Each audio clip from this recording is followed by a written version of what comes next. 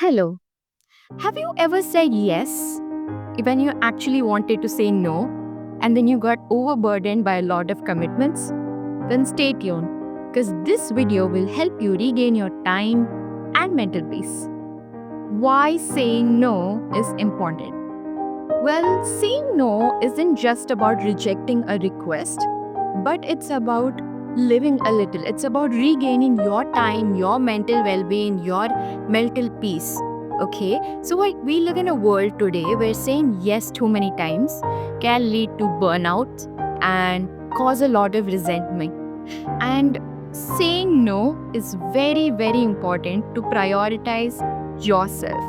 Plus, setting healthy boundaries improve your relationships, and saying no to overcommitments increase your productivity. And sometimes it gives you a little bit personal space and helps you increase your focus. So, let's take inspiration from powerful historical moments when saying no changed everything. First example is of Rosa Parks. In 1955, Rosa Parks said no and refused to give her bus seat to a white passenger in a segregated bus. Her simple no sparked such a big civil rights movement. So, what is our takeaway from this story? Is that sometimes a simple no can bring a lot of social reforms, and our personal boundaries can become a catalyst for that kind of reforms. Second is philosopher Socrates' story of saying no. So he was very famous for saying no to the societal pressures that his society, his peers pressured him a lot to get into social and political norms of his time. But he said no and stuck with philosophy. He stayed true to his principle, and that's why he grew so much in that direction. So, what is our takeaway from this story? Our takeaway from this story is that if you stay true to your principle, and if you say no to your peers, your society, your friends, and stick to your principle, you will truly grow in that direction. And the third story is the famous story of Steve Jobs. Steve Jobs was famously known for rejecting ideas, distractions, mediocrity, and also people who did not align with his vision to achieve quality and innovation. So that's one of the reason why Apple is so successful. So what is our takeaway from this story? That you have to continuously say no to the people who don't align with your vision. Okay? Because only then you will truly go on a path of true success. You will follow your principles, and sometimes you can also start a civil right movement just by setting your personal boundaries. So now we know that saying people have said no so many times in the history, but then there's still a psychological barrier between us. Why do we feel so guilty while saying no? So why do we feel so guilty while saying? Because we have been taught, we have been brought up in a way that teaches us that saying yes and agreeing to people, being agreeable and being helpful makes us good people. It's not wrong, you should help people. But the truth is, not every request deserves your time and energy, right? You cannot help everyone and everything. And there are a lot of people who want to do things that you don't want to do when you're still trying to help them. That's going to waste your time and energy, and you're not going to be happy. You're not going to put the work in their work with that much effort, and the end goal is not that great. Okay, but you all know that, yeah. So but what is the psychology? There is fear of rejection and disappointing others. Okay, and there's also we do want to fit in, we do want people to like us, right? And there's also an anxiety about conflict and confrontation. There's always a fear that if I say no, will there be a fight? Will there be a conflict? Will that person confront me or ask things like, why you're not doing this? So those are things like that. And the third point is, everyone has the desire to be liked. Everyone has the desire to, be seen as generous. So taking all these points in account, this is why we feel, guilty while saying no. To go more into this topic, I would recommend a book. It's called I Feel Guilty When I Say No. You should definitely read it to get more depth into this topic.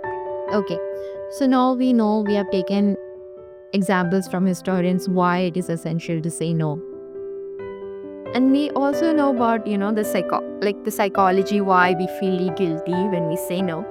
But there should be some practical phrases, right, which we can use in our daily lives. So, in this notebook, I have some phrases that we can use for work and for social circumstances and for setting personal boundaries. Okay, so take your pen and paper out, note them down, use it freely.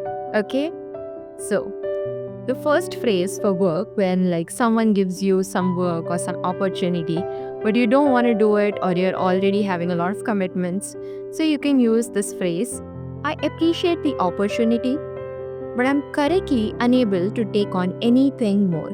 Okay, so you appreciated the opportunity, but you politely declined from your side. Doesn't seem rude, right?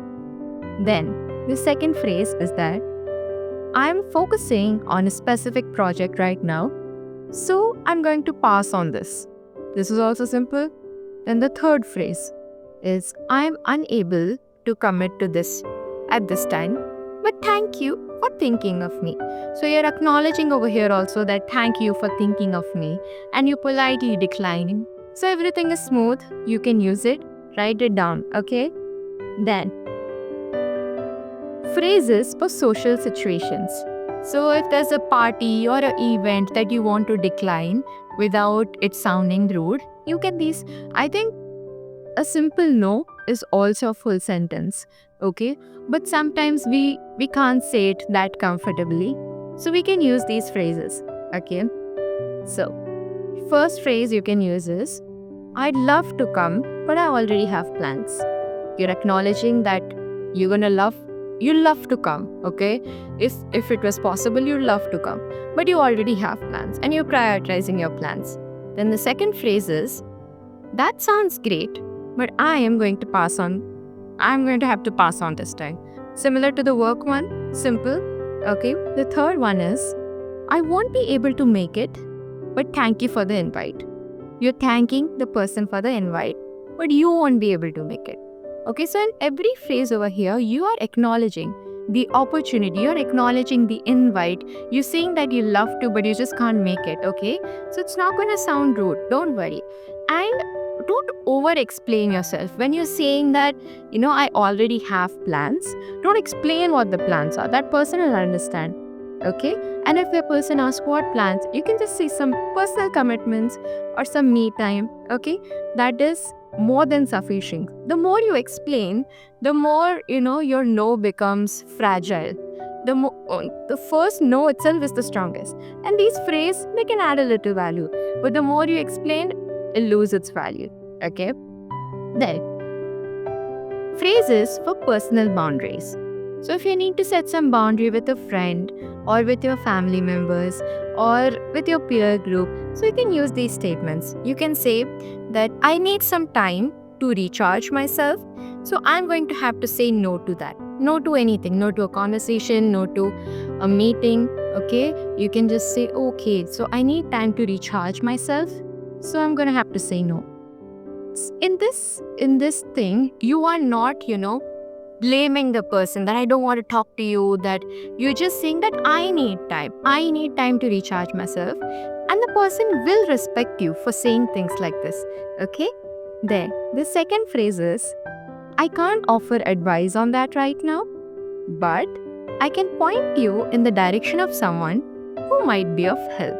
If someone asks you for advice, someone asks you for help, and if you don't want to help, okay, we all want to help, but sometimes we just don't have that energy. So if you're not able to help, you can point that person to, you can ask that person to go to someone else, okay, who can help this person more, better than you, in fact. Or you might not have the resources at that time, so don't get so worked up. You can simply, direct that person to someone else who can do the job better, who can do the work better, who can offer better advice, okay? There. The third phrase is, I'm not in a position to offer help at the moment, but I wish you best with that. So in cases when you don't know a person who you can, ask that person to go to, you can simply say, I cannot offer help right now, but I wish you all the best. Okay? In these phrases, again, you're making it about yourself. You're saying that I need time. I'm not able to offer help. I can direct you. So it's all about you. It's not about the other person. So, it's making it clear that setting boundaries or saying no, it's all about you. Okay, it's all about your space, your personal boundaries, not about the other person. Let's go to the next segment. So, one of the biggest problems we have with saying no is guilt, like we already discussed. So why not frame this no into something positive? Let's reframe our perspective, okay? Because when we say when we say no to someone, we're actually saying yes to someone else or something else that truly matters to us. If you say no to person A, you're actually going to say yes to person B, who truly deserves your time, your attention, okay? And saying no, it's just an act of respect. Nothing else. It's just an act of respect for yourself, and honestly, also an act of respect towards the other person. Because what's the point of doing work for someone else when you're not putting your entire heart and soul into it? And that other person will also feel bad because they would feel the guilt that they made you do something. Or it also gives the other person power sometimes to manipulate you because they know that they're going to do it. So, saying no is an act of respect for yourself and for the other person. Plus, saying no is so empowering.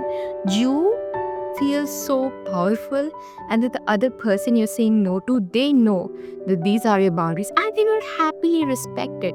Okay? Like there's a saying that saying no doesn't make you liked by everyone, but it makes you respected by a lot of people. So we would like to be respected, don't we? Okay, so I think this is it. I would love to conclude this video. I'd like to say that saying no is an act of self-love, not only love towards ourselves, but also an act of respect towards the other person we are saying no to, because everyone deserves respect. So we can say no kindly, firmly, and most importantly, without saying sorry. Because you would have seen all the phrases I have used, not once have I used sorry. Because we are not sorry for saying no.